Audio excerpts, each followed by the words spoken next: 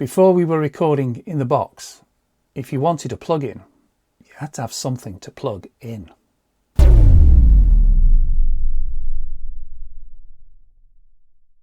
In the last couple of videos, I've looked at my journey from starting with the TAC 144 Porter Studio and a Sinclair ZX Spectrum up to the point where I was recording using an Atari with Cubase and synced up to an 8-track tape machine. In this video, I'm going to look at how it all connected together so that we had a working recording studio. So how did it work in practice? Everything stemmed from the Atari and from Cubase.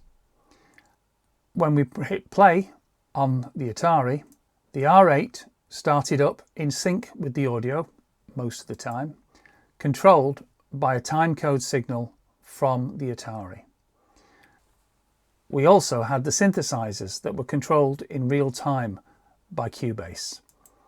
So we had the Juno, the TX7 and the U220 that were a permanent fixture in the studio, and also occasionally Andrew would bring his TR626, and all of these were controlled by MIDI signals from the Atari. Once you had all of those sound sources going, you needed some way to mix them together, and what we used was a SEC 18x8x2 mixer. So this is the top end of the SEC that you can see on screen, and the way we connected it all together was that we would take the 7 audio outputs from the R8. Remember that the 8th track was used as the SMPTE timecode to run in sync with the Atari, and they took inputs 1 to 7 on the desk. The Juno was a stereo synthesizer, and that had its own 2 inputs, whereas the TX7 was a monotimbral, monophonic synthesizer, and that just had 1 input on the desk. The U220 took 6 inputs, or a maximum of 6 inputs, depending upon the arrangement that we were working with. You had the first 4 inputs would be used for instrumental recording, so we would have piano, bass, strings, pad, all running in mono. You would also then have the drums running in stereo, because the U220 became our workhorse for drums.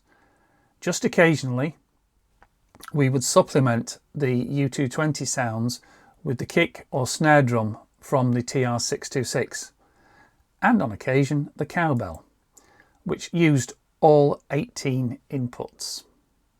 Now let's have a look at what that looked like in Cubase.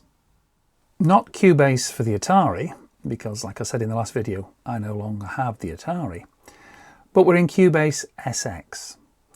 I'm looking at this in Cubase SX rather than in Cubase 11, because there's an intermediate stage to getting the files that I saved out of Cubase back then into Cubase now.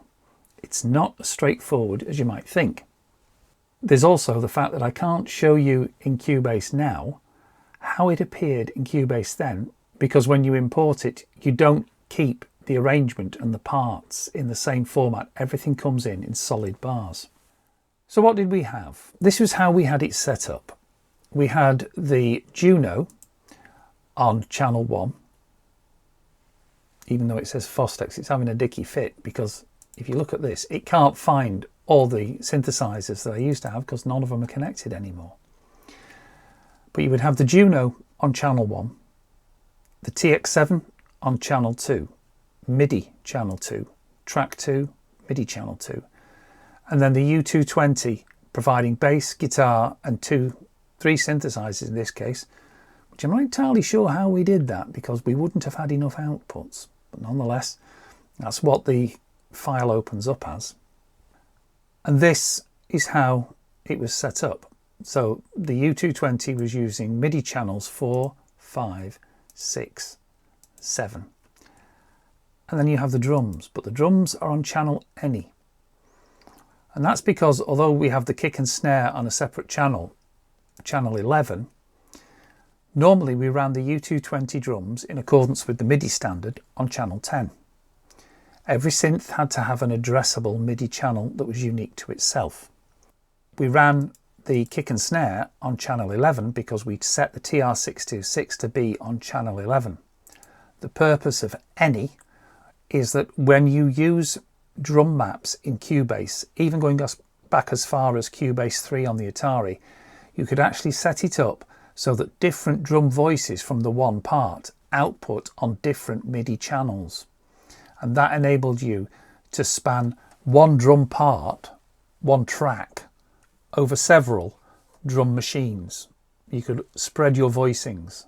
A very useful feature. I've previously gone over drum maps in Cubase, and there's a link at the top of the screen. You would also see tracks of the various audio parts that you would have had on the R8, here numbered 11 to 17.